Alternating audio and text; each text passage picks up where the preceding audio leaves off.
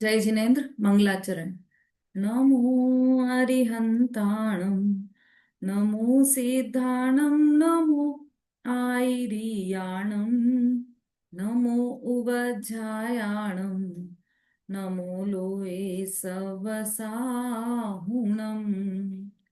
द्रव्य गुण पर्याय का जो नित हो विज्ञान, शीघ्र लहे सम्यक्त्व पद, पावे पद निर्वाण। लघु जैन सिद्धांत प्रवेशिका चल रही है हमारी। आज हमारे शिविर का तृतीय दिवस है। शिविर किस कक्षा का तृतीय दिवस है? अभी तक हमने 11 प्रश्न कंप्लीट किए हैं। नहीं, 11 से ज्यादा हो गए ना। अच्छा, सामान्य गुण तक 14 प्रश्न कंप्लीट हो चुके हैं हमारे। अभी तक हमने देखा विश्व किसे कहते हैं, विश्व क्या होता है, जिसे संसार कहते हैं, जिसे दुनिया कहते हैं, वर्ल्ड कहते हैं। ऐसा विश्व वह क्या होता है, किससे मिलकर बना है, वह हमने देखा। फिर द्रव्य किसे कहते हैं? विश्व तो 6 द्रव्यों से मिलकर बना है, लेकिन द्रव्य क्या है उसकी परिभाषा हमने देखी। गुण क्या है वो हमने देखा। अब ये गुण 2 प्रकार के हैं, सामान्य और विशेष। तो हमने अभी सामान्य गुणों की चर्चा की है। सामान्य गुण 6 प्रकार के बताए, वैसे तो अनंत है सामान्य गुण, लेकिन मुख्य 6 की चर्चा की है। अस्तित्व, वस्तुत्व, द्रव्यत्व, प्रमेयत्व, अगुरु लघुत्व और प्रदेशत्व, यह 6 सामान्य गुण है। सामान्य गुण और विशेष गुण में अंतर क्या है? सामान्य गुण वह है जो सभी द्रव्यों में पाए जाते हैं, और विशेष गुण वह है जो अपने अपने ही द्रव्यों में पाए जाते हैं, सभी द्रव्यों में नहीं पाए जाते। सामान्य गुण अस्तित्व, वस्तुत्व, द्रव्यत्व, प्रमेयत्व, अगुरु लघुत्व और प्रदेशत्व, इनकी चर्चा हमने डिटेल में की है। अस्तित्व गुण के कारण द्रव्य का नाम सत है। वस्तुत्व गुण के कारण द्रव्य को वस्तु कहते हैं। द्रव्यत्व गुण के कारण वस्तु को द्रव्य कहते हैं। फिर प्रमेयत्व, प्रमेयत्व भी हम समझ गए कि किसी न किसी ज्ञान का विषय अवश्य होगा। अगुरु लघुत्व, इसकी चर्चा हमारी कल ही चली थी। इसका शब्दार्थ बताना रह गया था। अगुरु लघुत्व, जो गुरु भी नहीं हो और लघु भी नहीं हो। अ मतलब नहीं है, गुरु बड़ा, और लघु मतलब छोटा। तो जो बड़ा भी नहीं हो और छोटा भी नहीं हो, मतलब द्रव्य में द्रव्यपना कायम रहे। एक द्रव्य दूसरे द्रव्य रूप ना हो, एक गुण दूसरे गुण रूप ना हो, और सभी गुण बिखर कर अलग अलग ना हो। ऐसा हमने ये अगुरु लघुत्व गुण की परिभाषा में देखा था। और उसके बाद प्रदेशत्व देखा था, जिसके कारण द्रव्य का या वस्तु का कोई ना कोई आकार अवश्य रहता है। ये सारी चर्चा कल हमने की थी। आज 15वां नंबर का प्रश्न देखिए। द्रव्यों के कितने भेद हैं? अब बहुत सरल सरल प्रश्न आने वाले हैं सभी। द्रव्यों के कितने भेद हैं, 15वें नंबर का प्रश्न है, पेज नंबर 7 पर। द्रव्यों के 6 भेद हैं, है ना। मोस्टली सभी को पता है यह बात। द्रव्य कितने होते हैं या द्रव्य के कितने भेद हैं, एक ही बात है दोनों। तो द्रव्य 6 हैं। जीव, पुद्गल, धर्म, अधर्म, आकाश और काल, ये 6 द्रव्य हैं, सभी जानते हैं, इसलिए हम इसको डिटेल नहीं करेंगे अभी। 16वां प्रश्न, प्रत्येक द्रव्य में कौन कौन से विशेष गुण हैं? जो सामान्य गुण थे इन 6 द्रव्यों में सभी में एक जैसे थे, और विशेष गुण जो सब में नहीं रहकर किसी किसी द्रव्य में होते हैं, अपने अपने द्रव्य में रहते हैं, वो विशेष गुण की चर्चा कर रहे हैं। अब सब 6 द्रव्य भी के नाम भी हमारे सामने है, और विशेष गुण क्या है वो उसमें लगाते जाएंगे हम। तो पहला द्रव्य है जीव द्रव्य, है ना। 15वें प्रश्न में जीव द्रव्य पहला दिया है। तो जीव द्रव्य का विशेष गुण क्या है? चैतन्य, दर्शन, ज्ञान, सम्यक्त्व, चारित्र, सुख, क्रियावती शक्ति इत्यादि, ये सब जीव द्रव्य के विशेष गुण है। इत्यादि मतलब बहुत सारे लगा लेना इसमें। 47 शक्तियों के तो नाम बहुत सारे लोगों को याद याद होंगे यहाँ पर भी। तो वो तो है ही, और ऐसे अनंत गुण जो विशेष गुण है वो सब जीव के हैं। उसमें से भी जो विशेष है, चैतन्यत्व, मतलब जो दर्शन ज्ञान रूप उपयोग है, उपयोग जिस गुण में से प्रकट हो रहा है, या समझ लीजिए दर्शन ज्ञान वाला गुण, वह गुण भी जीव का विशेष गुण है, क्योंकि वह जीव के अतिरिक्त अन्य किसी में भी नहीं पाया जाता। सम्यक तो गुण, यह भी जीव का ही विशेष गुण है, जीव के अतिरिक्त कहीं नहीं पाया जाता। चारित्र, सुख, ये सब भी जीव के ही विशेष गुण है। जीव के अतिरिक्त किसी भी द्रव्य में चारित्र नहीं है, किसी भी द्रव्य में सुख दुख की सुख रूप शक्ति नहीं है। अब अंतिम दिया है इसमें क्रियावती शक्ति। क्रियावती शक्ति भी जीव का विशेष गुण बताया है। जीव का विशेष गुण है। अभी इसमें आप इसको अपन लेते हैं। पहले आगे आइए, पुद्गल द्रव्य के क्या है विशेष गुण? स्पर्श, रस, गंध, वर्ण, क्रियावती शक्ति इत्यादि। तो पुद्गल द्रव्य के विशेष गुण स्पर्श, रस, गंध, वर्ण है। क्यों है ये पुद्गल द्रव्य के? क्योंकि ये पुद्गल द्रव्य में ही पाए जाते हैं। और विशेष गुण क्यों है? क्योंकि ये पुद्गल द्रव्य में ही पाए जाते हैं, अन्य किसी भी द्रव्य में नहीं पाए जाते, एकमात्र पुद्गल द्रव्य में ही पाए जाते हैं, इसलिए यह विशेष गुण है। ठीक है। अब इन दोनों में एक शब्द कॉमन आया है, क्रियावती शक्ति। उसके लिए नीचे का फुटनोट पढ़िए, पेज नंबर 8 पर। जीव और पुद्गल में क्रियावती शक्ति नाम का गुण नित्य है। उसके कारण अपनी अपनी योग्यता अनुसार कभी क्षेत्रांतर रूप पर्याय होती है, कभी स्थिर रहने रूप पर्याय होती है। वहां से पढ़िए।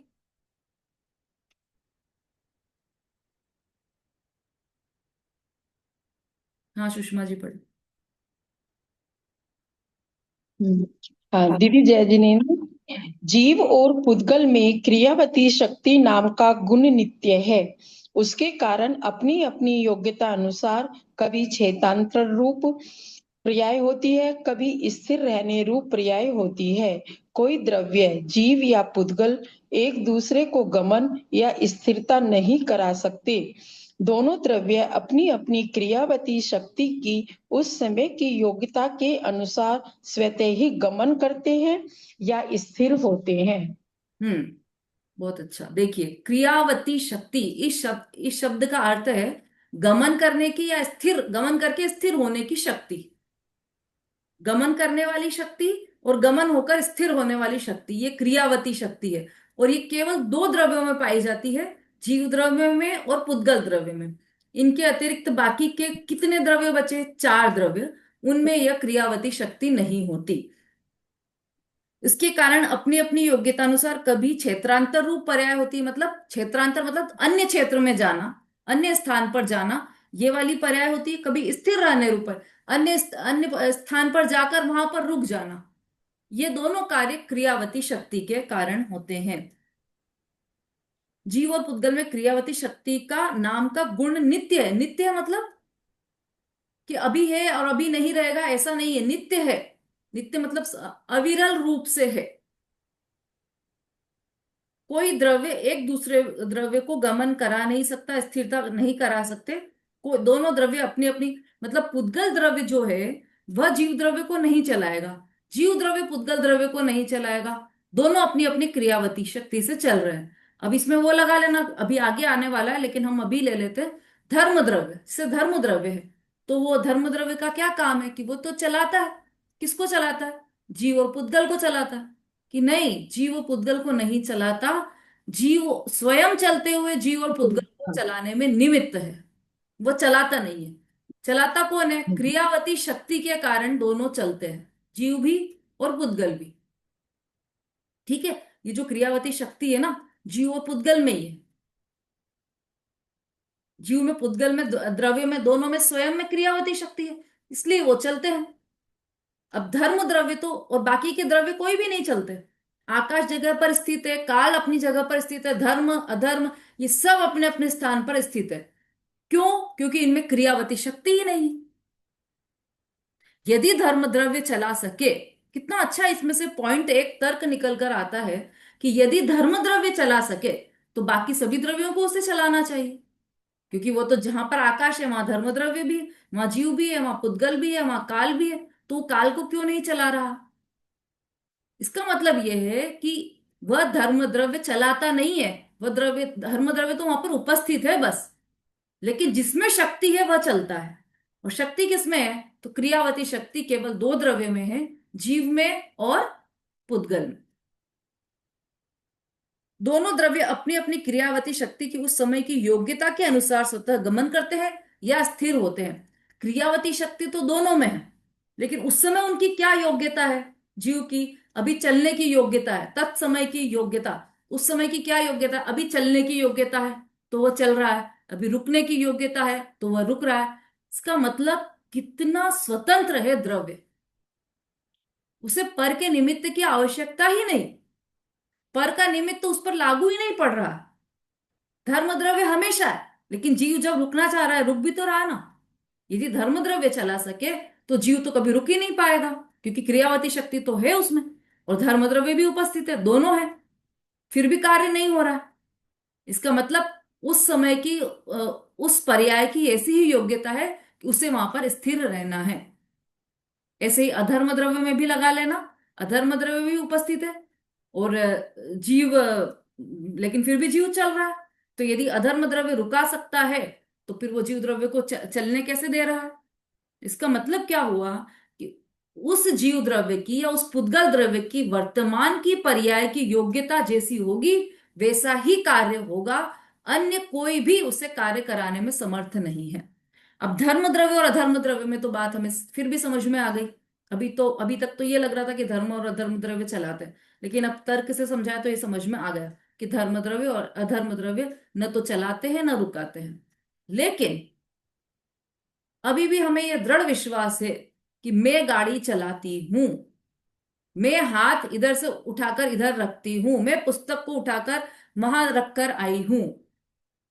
इसमें ये तर्क लगना चाहिए हमारा कि यदि ये पुस्तक को उठाकर रखना होता तो मेरी तो बहुत देर से इच्छा हो रही थी कि पुस्तक रख दूं, लेकिन नहीं रख पाई, जब कोई आ गया बीच में तो वहां चले गए, है ना। और पुस्तक भी उपस्थित है, धर्म द्रव्य भी उपस्थित है, मैं भी उपस्थित हूं, लेकिन पुद्गल जब इस पुस्तक का जो पुद्गल है उसकी जब उस समय की पर्याय की योग्यता होगी तभी वह पुस्तक उस स्थान पर पहुंचेगी। जब उसमें गमन करने की स्वयं में योग्यता होगी तब वह वहां पर पहुंचेगी। आप कराने वाले नहीं हो, क्योंकि क्रियावती शक्ति पुद्गल में स्वयं में है, तो वो अपनी क्रियावती शक्ति से ये पुस्तक उठकर वहां जाएगी। जीव द्रव्य नहीं चलाएगा उस जीव द्रव्य की क्रियावती शक्ति जीव द्रव्य के लिए काम आने वाली है ना। कौन से गुण के आधार पर कौन सी शक्ति में आया ये कथन? तो अपन ने शक्तियां पढ़ी थी ना कल। अपने अपने प्रयोजनभूत कार्य को करता है प्रत्येक गुण प्रत्येक द्रव्य। तो वस्तुत्व गुण की शक्ति के कारण जीव द्रव्य स्वयं अपनी प्रयोजनभूत कार्य क्रिया कर रहा है। और जीव की प्रयोजनभूत क्रिया ज्ञान, दर्शन और उसकी क्रियावती शक्ति, स्वयं की क्रियावती शक्ति, वो उसकी प्रयोजनभूत क्रिया, तो वो स्वयं चल रहा है। उसका चलाने में शरीर का निमित्त की आवश्यकता नहीं है। मतलब निमित्त रूप में उपस्थित रहेगा लेकिन शरीर उसे चलाएगा नहीं, जीव स्वयं चलेगा। और पुद्गल भी जीव नहीं चलाएगा। पुद्गल के स्वयं की परमाणु की योग्यता ऐसी होगी कि वह उस स्थान से दूसरे क्षेत्रांतर जाए, तभी वह पुद्गल एक स्थान से दूसरे स्थान तक जाएगा। कि नहीं मैं तो पुस्तक को उठाकर रख देती हूँ, मेरे तो सामने है उदाहरण। तो चलो एक 50 किताब का, 100 किताबों का एक बंडल पड़ा है यहाँ। अब आपको पुस्तक को वहां की मेरी तो इच्छा है, देखो देखो मैं रखती हूँ ना पुस्तक को वहां उठाकर रख देती हूँ, मैं देखो उठाई पुस्तक और वहां ले जाने लगे। तो क्या हुआ कि 100 किताब थी तो अभी तो 50 ही ले जाए। तो आप ये किसको जो बाकी की रह गई हैं किताबें यहाँ पर, उन पुद्गल परमाणुओं की ऐसी योग्यता थी कि उनको यहाँ रहना था, तो वह आपकी इच्छा होते हुए भी यहीं पर ही रहे। और उन पुद्गल परमाणु उस समय की स्वतंत्र योग्यता ऐसी थी कि उन पुद्गल परमाणु को उस स्थान पर अलमारी में पहुंचना था, तो वो पुस्तक वहां पहुंच गई। आपकी इच्छा से कार्य नहीं हुआ, आप करने वाले नहीं है कार्य। ये जीव द्रव्य की स्वतंत्रता और पुद्गल द्रव्य की स्वतंत्रता और बाकी के सभी छहों द्रव्यों की, बाकी के जो चार बचे उन सबको मिलाकर छहों द्रव्यों की जो स्वतंत्रता है वह एक एक लाइन में यहाँ पर प्रस्फुटित हो रही है। हमने जितनी भी शक्तियां पढ़ी है, जितने भी गुण पढ़े हैं और अभी भी हम जो विशेष गुणों की चर्चा कर रहे हैं, उस सब में से निकलकर एक ही आवाज आ रही है, क्या? प्रत्येक द्रव्य स्वतंत्र है। चलिए, तो हमने देखा अभी दोनों के विशेष गुण, पुद्गल द्रव्य और जीव द्रव्य के। अब नेक्स्ट द्रव्य कौन सा है? धर्म द्रव्य। तो उस द्रव्य का विशेष गुण क्या है? गति हेतुत्व। धर्म द्रव्य क्या कार्य करता है? गति हेतुत्व करता है धर्म द्रव्य।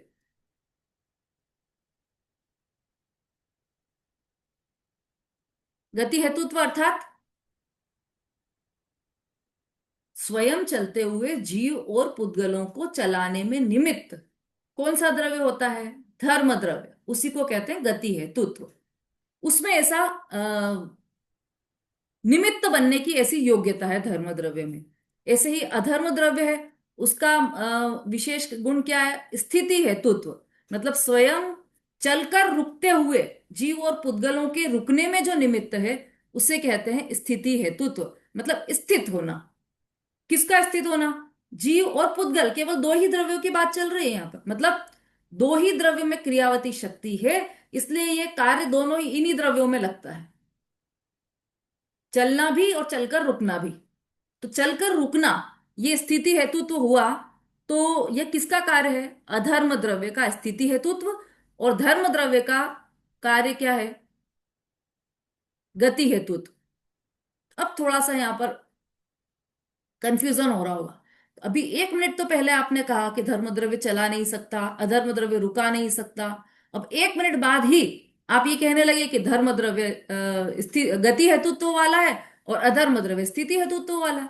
तो ये तो बहुत ही विरोधाभासी बातें हो गई। कि हाँ सही बात है, विरोधाभासी है, विरोध का आभास देने वाली है, विरोधी नहीं है बात। क्यों नहीं है विरोधी बात? क्योंकि जैन दर्शन स्यादवाद को लेकर चलता है। स्यादवाद क्या है? कि ऐसा कहना कि धर्म द्रव्य जीव द्रव्य को चला रहा है, तो ये कथनचित सत्य है। वास्तव में तो धर्म द्रव्य जीव द्रव्य को नहीं चला रहा। धर्म जीव द्रव्य स्वयं चल रहा है और उस समय धर्म द्रव्य वहां पर उपस्थित है। ऐसे ही अधर्म द्रव्य में भी लगा लेना स्थिति हेतुत्व में। अगला आकाश द्रव्य में अवगाहन हेतुत्व। जो आकाश द्रव्य है ना, एक तो सबके ज्ञान में यह होना चाहिए कि कौन सा द्रव्य कितना बड़ा है। ये अभी वैसे तो इसमें आने वाला है, लेकिन हम जो भी द्रव्य समझते जा रहे हैं ना, चलो इस क्वेश्चन के बाद पहले वो ही वाला क्वेश्चन ले लेंगे। तो आकाश द्रव्य है वह अनंत प्रदेशी है, और उस अनंत प्रदेशी आकाश का कार्य क्या है? अवगाहन हेतुत्व, मतलब स्थान देना। बाकी के सभी द्रव्यों को स्थान देना, जगह देना, ये उस आकाश द्रव्य का कार्य है। और काल द्रव्य में परिणमन हेतुत्व, ये उसका विशेष गुण है। काल द्रव्य का विशेष गुण है परिणमन हेतुत्व। परिणमन हेतुत्व मतलब जो द्रव्य, सभी द्रव्य परिणमन कर रहे हैं प्रति समय, उसमें निमित्त बनना, वो काल द्रव्य का कार्य है। उसमें निमित्त ही होगा। क्यों? क्योंकि हमने द्रव्यत्व गुण जो पढ़ा था उसमें देखा था कि द्रव्यत्व गुण के कारण वस्तु निरंतर बदलती रहती है, मतलब वस्तु में निरंतर परिवर्तन होता है, निरंतर परिणमन होता है। तो ये कार्य तो द्रव्यत्व गुण ने कर दिया। तो फिर ये काल द्रव्य फिर क्या कर रहा है? तो इसीलिए बोला कि वह शक्ति तो जीव की ही है परिणमन करने की, या सभी द्रव्यों की अपनी अपनी शक्ति है परिणमन करने की, लेकिन उसमें निमित्त कौन बन रहा है? उसमें काल द्रव्य निमित्त बन रहा है। जब भी कोई कार्य होता है ना, तो उसमें उपादान कारण भी होता है और निमित्त कारण भी होता है। दोनों ही कारण होते हैं, लेकिन कार्य उपादान कारण से होता है, निमित्त कारण तो वहां पर उपस्थित रहता है, इसलिए उसको कारण बोल दिया जाता है। ठीक है। तो ये सबके विशेष गुण हो गए। जीव, पुद्गल, धर्म, अधर्म, आकाश और काल, इन सबके विशेष गुण हमने शॉर्ट में समझ लिए। अब देखिए जीव द्रव्य है क्या, जिसके विशेष गुण हमने सम्यक ये दर्शन, ज्ञान, सम्यक्त्व, चारित्र, सुख, ये सब पढ़े थे ना, वो जीव द्रव्य है क्या? उसके लिए 17वें नंबर का प्रश्न है। जीव द्रव्य किसे कहते हैं? जिसमें चेतना अर्थात ज्ञान दर्शन रूप शक्ति है, उसे जीव द्रव्य कहते हैं। यहाँ पर तो सब स्वाध्यायी लोग ही बैठे हैं, सबको पता होगी ये बात जीव द्रव्य किसे कहते हैं। लेकिन फिर भी हमने अभी तक माना नहीं है वो बात, इसलिए यहाँ पर बार बार ये चलानी पड़ रही है बात कि जीव द्रव्य किसे कहते हैं। जिसमें चेतना अर्थात ज्ञान दर्शन रूप शक्ति है, उसे जीव द्रव्य कहते हैं। ठीक। पुद्गल द्रव्य किसे कहते हैं? जिसमें स्पर्श, रस, गंध और वर्ण, ये विशेष गुण होते हैं, उसे पुद्गल द्रव्य कहते हैं।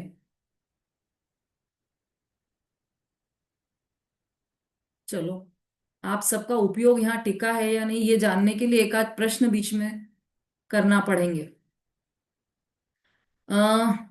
पुद्गल द्रव्य और जीव द्रव्य में एक एक कोई कोई भी एक अंतर बताना है, कौन बताएगा?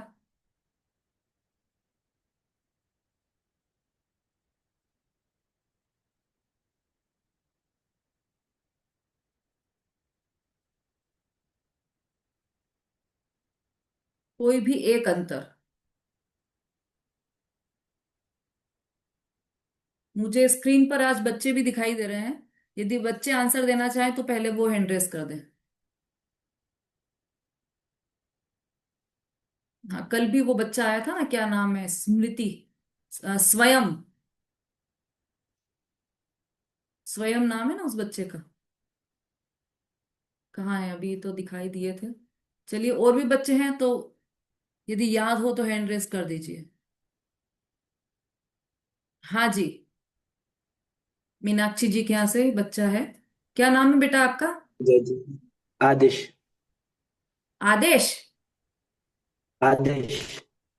आदर्श? दिश। आदेश।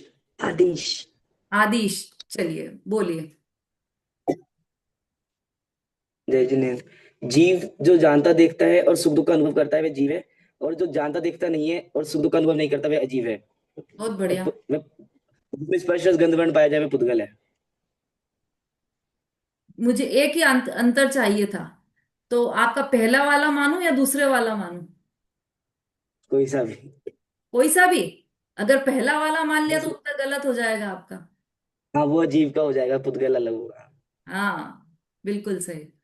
चलिए, फिर भी अच्छा उत्तर दिया आपने। हाँ जी। और कोई अंतर, एक अंतर तो इन्होंने बता दिया। और कोई? अनुज जी, भाई साहब।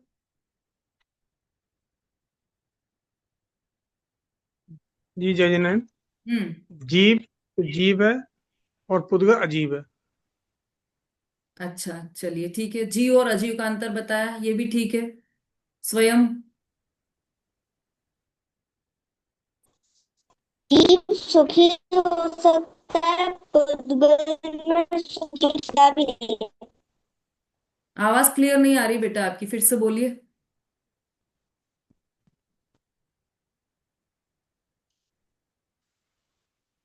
मैं कह रहा हूँ कि जीव सुखी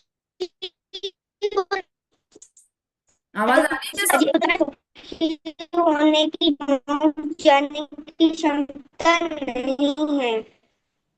हाँ, मुझे लग रहा है आपके यहाँ इंटरनेट का कुछ प्रॉब्लम है। आप लोगों को आवाज आ रही थी क्या स्वयं की? क्या बोला है उत्तर उन्होंने, ये समझ में आया?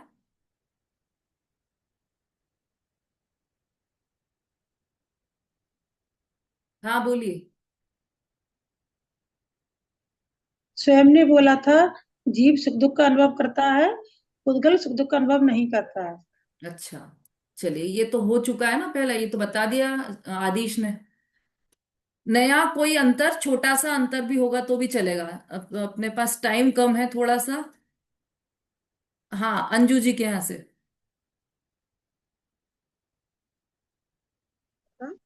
जीव में ज्ञान नहीं। ज्ञान नहीं है जीव में। जीव में ज्ञान है, बोलो ना। बोल ही नहीं देते। बोलना चाह रही थी, बोली नहीं। जीव में ज्ञान होता है और अजीब में ज्ञान नहीं होता, यही बोलना चाह रही थी, ठीक है, बोली। ठीक है, बढ़िया, बहुत अच्छा, सही बताया उसने भी। हाँ, एक और छोटा सा अंतर देखें तो जीव अरूपी है और पुद्गल रूपी है। क्योंकि एकमात्र पुद्गल द्रव्य ही ऐसा है जो रूपी है, बाकी तो कोई भी द्रव्य रूपी नहीं है। तो एक मतलब समझ लीजिए दिखाई देने वाला ये अंतर है। सभी सभी ने उत्तर तो सही दिए हैं। अब कौन से प्रश्न पर थे हम? पुद्गल द्रव्य किसे कहते हैं जिसमें स्पर्श रस गंध और वर्ण ये विशेष गुण होते हैं, उसे पुद्गल द्रव्य कहते हैं। जीव के विशेष गुण बता दिए, पुद्गल द्रव्य के विशेष गुण बता दिए। अब पुद्गल के भेद बता रहे हैं यहां पर। सभी द्रव्यों के विशेष गुण बता दिए हैं, छहों ही द्रव्य के, है ना? ये ध्यान में रखना आप, विशेष गुण सबके। फिर पुद्गल द्रव्य के भेद बता रहे हैं यहाँ पर। पुद्गल द्रव्य के कितने भेद हैं? 19वें नंबर का प्रश्न है। दो भेद हैं। हम तत्वार सूत्र में भी यही चर्चा कर रहे हैं। पुद्गल द्रव्य के दो भेद हैं, परमाणु और स्कंध। ठीक है, ये तो शब्द याद रखना है आपको, परमाणु और स्कंद। डिटेल में तो हमने तत्वार सूत्र में पढ़ा ही है। और जिन्होंने नहीं पढ़ा है उनके लिए भी अभी तो ये शब्द समझिए, उसके उत्तर आने अर्थ आने वाले हैं। परमाणु किसे कहते हैं जिसका दूसरा विभाग नहीं हो सकता? ऐसे सबसे सूक्ष्म पुद्गल को परमाणु कहते हैं, मतलब सबसे छोटा अंश। वो एक परमाणु, वो एक पूरा द्रव्य है, वो अंश नहीं है, देखा जाए तो वो अंश ही है, स्वयं स्वयं पूरा एक द्रव्य है। तो जिसका दूसरा विभाग, हम मान लो ये पुद्गल लिया हमने, इस पुद्गल को तो सब पहचानने लगे हैं अब तो। ये जो पुद्गल लिया है हमने, इसका अंश करते जाएं, विभाग करते जाएं, विभाग करते जाएं, तो कितना कर पाएंगे? एक छोटा सा टुकड़ा बचेगा। लेकिन उस छोटे से टुकड़े का भी हम विभाग करते जाएं, जो कि हम कर नहीं सकते। केवल ज्ञान गम में है। इतना सूक्ष्म परमाणु, उसे परमाणु कहते हैं। इतना सूक्ष्म पुद्गल, उसे परमाणु कहते हैं, जिसका दूसरा विभाग नहीं हो सके, अंतिम, जिसका दूसरा विभाग नहीं हो सके, ऐसे सबसे सूक्ष्म पुद्गल को परमाणु कहते हैं। स्कंध किसे कहते हैं? दो या दो से अधिक परमाणुओं के बंध को स्कंध कहते हैं। दो या दो से, अभी तो बहुत सारी वहां पर चर्चा चल रही है। बनता कैसे है स्कंद, ये चर्चा वहां पर चल रही है। टूटता कैसे है स्कंद, ये सब चर्चा चल रही है। कोई डब्बा है तो वो टूट कैसे गया, ग्लास है तो वो टूटी कैसे, या कोई चीज बनाई गई तो वो बनी कैसे है, क्या कारण रहा उन सबके इसमें बनने और टूटने में, वो चर्चा तो डिटेल में तत्वार्थ सूत्र में चल रही है। अभी तो इतना सा लेना है यहाँ पर, दो या दो से अधिक अधिक परमाणुओं के बंध को स्कंद कहते हैं। स्कंद मतलब एक परमाणु, मतलब एक अंश, सबसे छोटा अंश तो हो गया परमाणु। अब ऐसे दो आ जाएं तो वो भी स्कंद कहलाएगा, और ऐसे दो से लेकर तीन, चार, सौ, हजार, संख्यात, असंख्यात और अनंत, ये सब क्या कहलाएंगे? स्कंद कहलाएंगे। क्योंकि जो परमाणु नहीं है वो स्कंद है। और परमाणु किसे कहा? कि सबसे छोटा अंश, पुद्गल का सबसे छोटा अंश अंश जिसका दूसरा विभाग नहीं किया जा सके, वह परमाणु है। अब इसमें चूंकि शब्द आया है बंध, दो या दो से अधिक परमाणुओं के बंध को स्कंद कहते हैं। तो बंध मतलब क्या? अगला प्रश्न, बंध किसे कहते हैं? जिस संबंध विशेष से अनेक वस्तुओं में एक पने का ज्ञान होता है, उस संबंध विशेष को बंध कहते हैं। अनेक वस्तुएं हों लेकिन मतलब मिलकर एक लगने लग जाए, उसे बंध कहते हैं। ठीक है। अभी तो तत्वार्थ सूत्र में अपन तो तीन प्रकार के बंध पढ़े, लेकिन अभी आप उसमें मत जाना डिटेल में। अभी तो केवल इतना समझना, पुद्गल की मुख्यता से ही समझ लेना, क्योंकि पुद्गल के प्रकरण में यह चर्चा चल रही है हमारे। तो अनेक वस्तुओं में एक पने का ज्ञान होना, वह बंध कहलाता है। उस संबंध विशेष को बंध कहते हैं। अब स्कंद के कितने भेद हैं? जो स्कंद है ना, उसके कितने भेद हैं? स्कंद किसे कहा, पहले ये ज्ञान में होना चाहिए। स्कंद किसे कहा, नंदिता जी?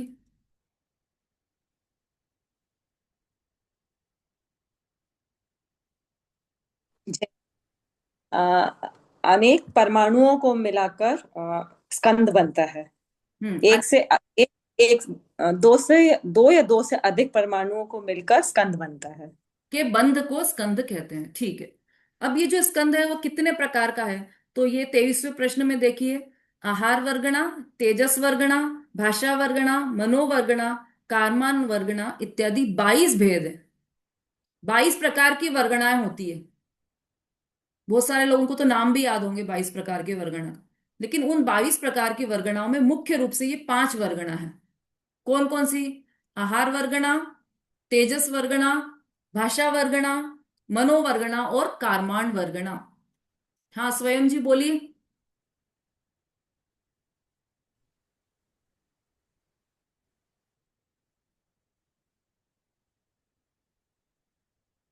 हाँ, आपका हैंड रेज हुआ है ना, अनम्यूट करके बोलिए। चलिए, ये 5 प्रकार की वर्गणा के नाम याद रखना है। आहार वर्गणा। हाँ बोलिए।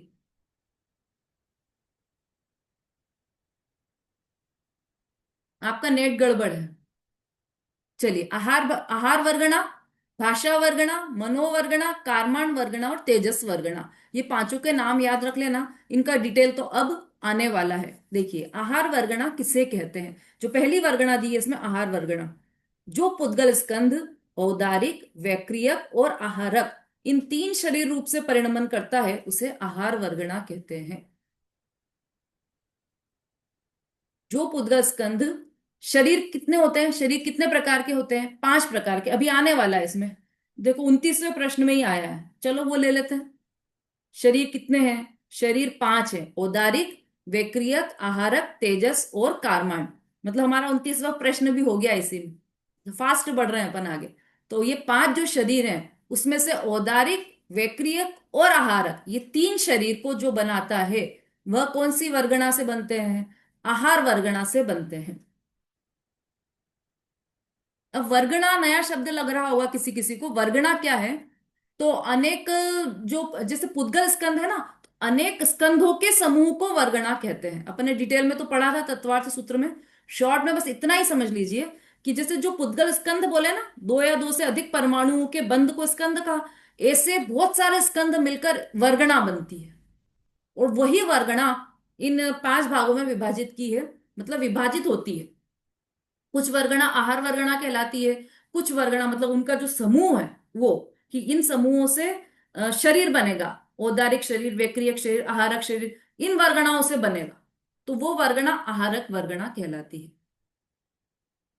आहार वर्गणा कहलाती है। दूसरी है तेजस वर्गणा। जो पुद्गल स्कंद शब्द रूप से परिणमित होता है उसे भाषा वर्गणा कहते हैं। जब हम शब्द की चर्चा कर रहे थे तत्वार्थ सूत्र में, तो हमने देखा था कि जो शब्द है वह स्कंद की ही पर्याय है, परमाणु की पर्याय नहीं है शब्द। पहले तो हमको यही समझ में नहीं आता है कि शब्द हम समझते हैं कि हम बोल रहे हैं, जीव की पर्याय शब्द। तो पहले तो ये समझो कि जीव की पर्याय नहीं है वह, शब्द तो पुद्गल की पर्याय है, और पुद्गल में भी परमाणु की नहीं, स्कंद की पर्याय है। कि स्पर्श रस गंध वर्ण के साथ शब्द क्यों नहीं लगाते? क्योंकि स्पर्श रस गंध वर्ण जो है वह गुण है, और शब्द गुण नहीं है, वह तो केवल पर्याय है, और स्कंद रूप होने के बाद वो पर्याय बनती है। अभी बस इतना समझो कि जो भाषा वर्गणा है उनके उससे ही मिलकर भाषा बनती है, शब्द बनते हैं। भाषा वर्गणा से मिलकर शब्द बनते हैं, आहार वर्गणा से मिलकर शरीर बनता है, औदारिक, वैक्रियक और आहारक। अच्छा, बीच में एक छूट गया क्या? तेजस वर्गणा। जिस पुद्गल स्कंध से तेजस शरीर बनता है, तेजस शरीर मतलब जिसके कारण, जैसे हमारा जो अभी शरीर है औदारिक शरीर ही है, इसमें कांति दिखाई दे रही है, एक चमक अलग दिखाई देती है, वो चमक जिसके कारण है वह तेजस शरीर कहलाता है। और वो तेजस शरीर किससे बनता है? तेजस वर्गणा से मिलकर बनता है। ठीक। और ये भाषा वर्गणा हम समझ ही चुके हैं, ये भाषा वर्गणा से मिलकर शब्द बनते हैं, भाषा बनती है। अब मनोवर्गणा। मनोवर्गणा किसे कहा? जिस पुद्गल स्कंद से अष्टदल कमल के आकार रूप द्रव्य मन की रचना होती है उसे मनोवर्गणा कहते हैं। ऐसा पुद्गल स्कंद, स्कंद ही है ये, परमाणु कोई भी नहीं है, और समझ लीजिए स्कंद का भी समूह है ये जो वर्गणा है मनोवर्गणा, उससे क्या होता है? अष्ट दल कमल के आकार रूप द्रव्य मन की रचना होती है। द्रव्य मन क्या होता है? हम्म, पता है ना सबको द्रव्य मन क्या होता है? जो हमारा हृदय कमल है, हृदय का स्थान है, वहां पर अष्ट दल कमल के आकार, मतलब ऐसी पंखुड़ियों, कमल की पंखुड़ियों सहित, मतलब पंखुड़ियों के सहित ऐसे कमल का आकार होता है। वो पुद्गल का रहता है, हमें दिखाई नहीं देगा, सूक्ष्म पुद्गल है वह। तो वह पुद्गल से बना हुआ है, और वह पुद्गल कौन सा है? पुद्गल स्कंद कौन सा है वह? तो वही है, मनोवर्गणा ही है। मनोवर्गणा वाले जो स्कंद हैं, जो वर्गणा है मनोवर्गणा नाम की, उससे मिलकर यह द्रव्य मन बनता है। ठीक है, तो ये 5 प्रकार की वर्गणा हो गई, आहार वर्गणा, तेजस वर्गणा, भाषा वर्गणा, मनोवर्गणा, और कौन सी रह गई? कारमान वर्गणा। कारमान, जिस जिस उद्गल स्कंद से कारमान शरीर वर्गणा बनता है, कारमान शरीर बनता है, उसे कारमान वर्गणा कहते हैं। ये गलत छप गया इसमें। जिस पुद्गल स्कंद से कारमान शरीर बनता है, कारमान शरीर मतलब ज्ञानावर्णी आदि जो 8 कर्म है, वह वह भी आत्मा के साथ चिपके हुए हैं ना, बने हुए, मतलब वह भी पुद्गल द्रव्य है। तो वो जो उसको कारमान शरीर कहते हैं। 8 कर्म जो आत्मा के साथ लगे हुए हैं उन्हें कारमान शरीर कहते हैं। और वह कारमान शरीर किससे बनता है? कारमान वर्गणा से मिलकर बनता है। ठीक है, तो ये 5 वर्गणा हो गई हमारी। अब आ जाइए, 29वां प्रश्न भी हमने कर लिया है। 30वां प्रश्न, औदारिक शरीर किसे कहते हैं? मनुष्य, अब ये जो चूंकि 24वें प्रश्न में आया था कि ये औदारिक शरीर कैसे बना, तो आहार वर्गण